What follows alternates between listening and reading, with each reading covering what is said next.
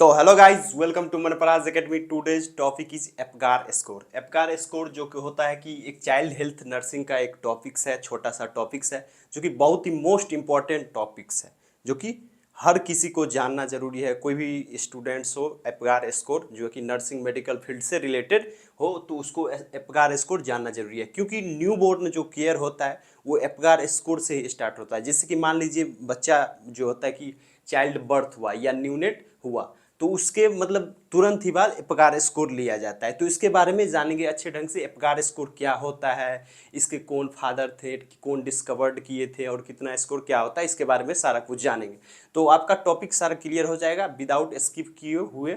आपको बस देखना है एपगार स्कोर। एपगार स्कोर बिल्कुल आपको समझ आएगा, टेंशन नहीं लेना है। हम है ना, काहे टेंशन ले रहे, टेंशन नहीं ले। तो सबसे पहला ये चाइल्ड हेल्थ नर्सिंग मतलब कि पीडियाट्रिक्स का एक टॉपिक्स है जो कि हमारा एपगार स्कोर। एपगार स्कोर क्या होता है?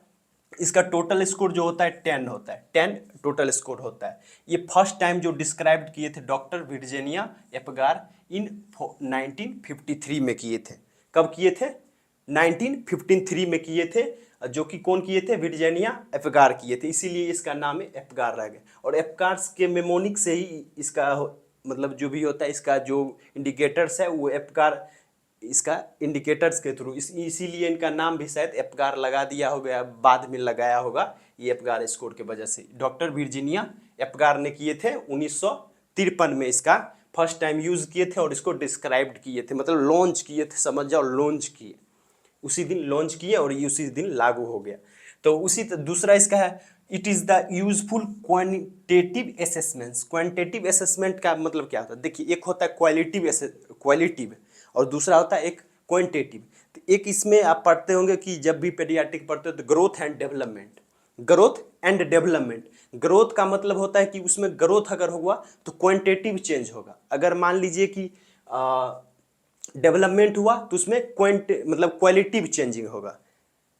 ये ग्रोथ हुआ तो क्वांटिटेटिव चेंज होगा, जो कि मतलब तौला जा सकता है, मेजरमेंट जिसका किया जा सकता है उसको बोलेंगे हम लोग क्वांटिटेटिव चेंजेस। और वही मतलब मान लीजिए कि जैसे कि क्वालिटिव चेंजेस, मतलब क्वालिटिव चेंजेस मतलब माइंड का चेंज, माइंड से कुछ भी चेंज हो रहा है या पर्सनालिटी चेंज हो रहा है तो उसको हम लोग बोलेंगे एक तरह से डेवलपमेंट। डेवलपमेंट का मतलब होता है क्वालिटिव चेंज, शरीर के अंदर क्वालिटिव चेंज आ रहा है, पर्सनालिटी बिहेवियर सही हो रहा है, इंक्रीजमेंट हो रहा है, क्रिटिकल थिंकिंग बढ़ रहा है, तो ये सब क्वालिटिव चेंजेस है। लेकिन क्वांटिटिव चेंजेस मतलब ग्रोथ, ग्रोथ मतलब क्वांटिटिव चेंजेस, क्वांटिटी जिसको मेजर किया जाता है। अब शरीर को तौल सकते हैं, शरीर को एक तरह से हाइट को नाप सकते हैं, तो ये सब मेजरमेंट है, तो क्वांटिटिव चेंजेस। तो वही क्वांटिटिव चेंजेस को जिसको मेजरमेंट किया जा सकता है वो होता है क्वांटिटिव चेंजेस। तो उसी को है it is useful quantitative assessment of neonate condition at birth. Birth के समय क्वांटिटिव चेंजेस को नाप कहते हैं, कितना हार्ट रेट है, कितना पल्स रेट है, कैसा स्किन है, ये सब क्वांटिटिव चेंजेस के अंदर आता है। इट परफॉर्म्ड एट 1 से लेकर 5 मिनट ऑफ बर्थ, मतलब 1 से 5 मिनट तक बर्थ के दौरान ले लिया जाता है, एपगार स्कोर ले लिया जाता है। उसके बाद Apgar score less than 7 to 7, अच्छा ये था ना, 1 से 5 मिनट तक ले लिया जाता है। उसके बाद एपगार स्कोर 10 हमारा जो है कि नॉर्मल स्कोर है, इसका 10 मार्क्स होता है, समझ लीजिए 10 मार्क्स एग्जाम में दिया गया है आपको। उसमें क्या है, अगर लेस देन 7 से नीचे आता है ये 7 मार्क्स। अब मान लीजिए कोई स्टूडेंट है जिसका 10 मार्क्स का एग्जाम है, अब उसमें उसको 7 मार्क्स आया तो उसका क्या होगा, री एग्जाम होगा। क्या होगा? री एग्जाम होगा। अगर मान लीजिए कोई स्टूडेंट 10 मार्क्स का एग्जाम है, उसमें उसको आया है सिर्फ 7 मार्क्स आया, तो मतलब वो फेल हो सकता, मतलब मान लीजिए फेल है तो 7 मार्क्स पे फेल है, तो 7 मार्क्स आया तो फेल हो गया, तो फिर उसको क्या करना, 5 मिनट में then repeat again after 50 minutes, मतलब 50 मिनट से देन आफ्टर 15 मिनट तक, 5 से 15 मिनट तक फिर से रिपीट कर देना, फिर से लेना है, ताकि उसका 7 से 8 हो जाए, कुछ बढ़ जाएगा, निश्चित बढ़ेगा, 7 से 8 हो जाएगा। तो वही चीज़ स्कोर है कि 7 आया तो 8, कुछ तो इंक्रीजमेंट तो होगा ही। तो वही चीज़ है कि 7 से मतलब 8 हो जाएगा। तो स्टूडेंट को रिपीट एग्जाम दिलवाएंगे तो फिर से कुछ ना कुछ बढ़ेगा। तो उसी तरह से अगर 7 आया तो 7 जो है कि क्रिटिकल सी, मतलब कि एक तरह से सही नहीं होता है, माइल्ड में आता है, तो उसको एक बार फिर से रिपीट लेंगे तो हो सकता है अच्छा इंप्रूवमेंट दिखे। उसके बाद 5 vital indicators used in Apgar score. Apgar score के अंदर 5 वाइटल इंडिकेटर्स होता है, जैसे A, P, G, A, R।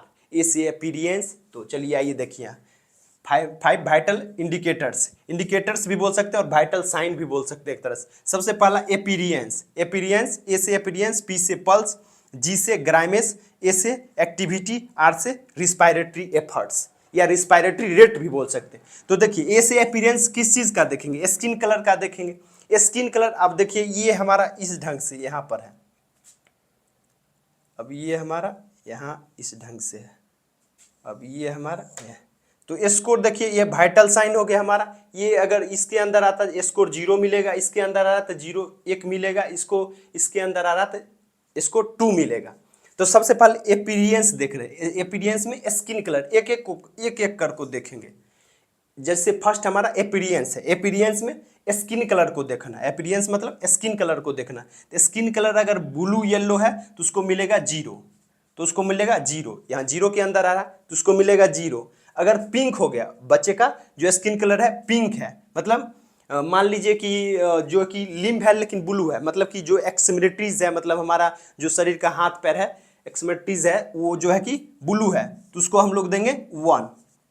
Okay, मतलब शरीर जो चेस्ट है ये सब है ये पिंक है, लेकिन जो हमारा लिम्फ है वो सब हमारा क्या है, ब्लू है, तो उसको देंगे हम 1।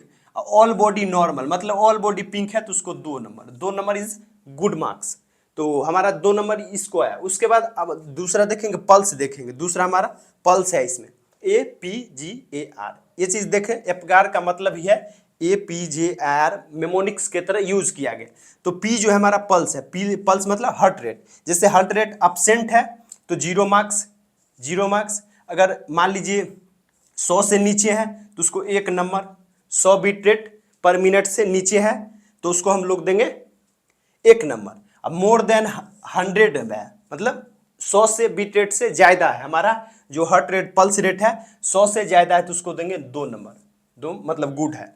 उसके बाद ग्राइमेस, जी से ग्राइमेस मतलब रिफ्लेक्स और इरेटिबिलिटी, मतलब रिफ्लेक्स शरीर के अंदर क्या रिफ्लेक्सेस है, इरेटिबिलिटी कुछ है या नहीं। नो रिस्पॉन्स, अगर कुछ भी नहीं मतलब शरीर नहीं कुछ मतलब कोई मूवमेंट नहीं है शरीर में तो उसको 0 मार्क्स दे देंगे, नो रिस्पॉन्स, ग्राइमेस में नो रिस्पॉन्स। दूसरा मिनिमम रिस्पॉन्स, हल्का फुल्का मतलब हाथ पैर जो है कि हाथ पैर हल्का फुल्का हिला रहा है तो उसको देंगे हम लोग 1 मार्क्स। ग्राइमेस में हल्का फुल्का रिफ्लेक्स कर रहा है तो उसको 1 मार्क्स। और उसके बाद जैसे गुड रिस्पॉन्स कर रहा है, कराई कर रहा है, कफिंग कर रहा है, सब कुछ कर रहा है तो उसको 2 देंगे। उसके बाद हमारा आता है एक्टिविटी, एक्टिविटी में मसल टोन्स देखा जाता है, मसल टोन्स दिखा जाता है, फ्लेक्शन एडक्शन ये सब होता है ना, तो मसल टोन्स जैसे फ्लैसिड रहेगा, लिम्ब फ्लैसिड रहेगा, ये सब रहेगा तो उसको मतलब कि जैसे फ्लैसिड है मतलब कोई मूवमेंट नहीं है 0, फ्लैसिड में मतलब कि एक तरह से मान लीजिए अकड़ जाना होता है कि तो उसमें कोई मूवमेंट नहीं है तो उसको देंगे 0।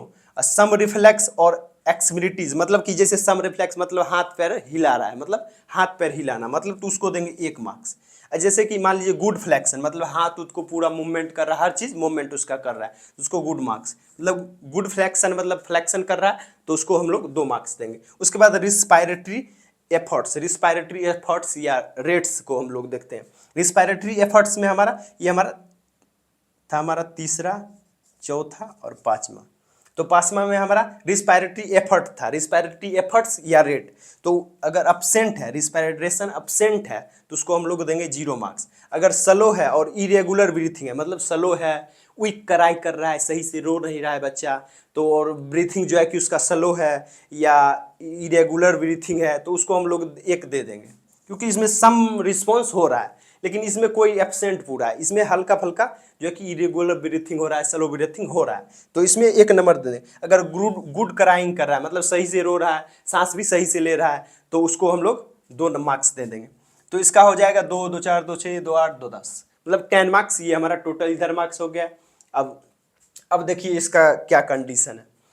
अब इसमें 8 से 10 अगर आता है, अगर ये जो हम लोग जैसे ये चीज़ तो नॉर्मल हम लोग देख रहे थे, अब अगर मान लीजिए हमारा 8 से 10 मार्क्स आता है इस एपगार स्कोर के अंदर, बच्चे का 8 से 10 मार्क्स आता है तो मतलब वो गुड है, मतलब उसका सही है, नो डिप्रेशन, कोई टेंशन लेने की बात नहीं है, वो गुड है, सही है। मतलब 5 से 7 अगर आता है तो फेयर है, मतलब माइल्ड डिप्रेशन, मतलब माइल्ड बीच में है।